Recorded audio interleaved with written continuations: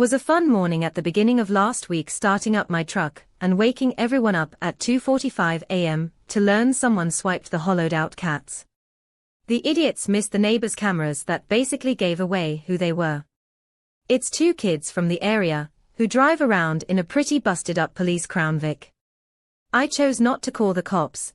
Instead I called one of my friends, who's code enforcement, and let him know what my plan was, and he relayed the info to the police that I was finally going to do a nuisance tow on that same Crown Victoria.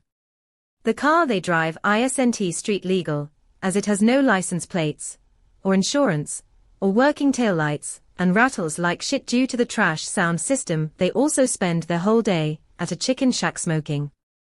Not sure who they're getting money from, but I'm guessing stealing catalytics was part of the equation. When I spotted the car sitting on a quiet street, I called it in and got the go-ahead to tow.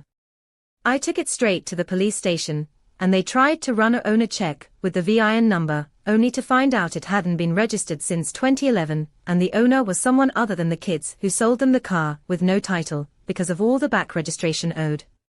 The cops said we can go ahead and take it to the junkyard till they can get a black title, aka certificate of destruction. By then the two idiots were running around all over town looking for their car, thinking it got stolen by one of their friends as a prank. The key lock was so worn out you could start it with any car key.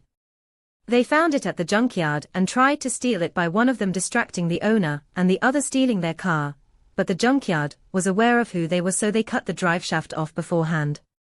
I missed out on this part, but they got arrested for trying to steal their car back, and they watched as the junkyard used a crane to rip the car to shreds. When I saw it, the remains looked like a toddler just ripped it to the bare frame out of curiosity. They've been out of jail since, but haven't left their trailer. I did a drive-by earlier and noticed a beater Jeep Liberty in their driveway, also with no plates, and already working with the cops on taking that too. If I see it out in a public, except I won't miss the show next time. Subscribe for more.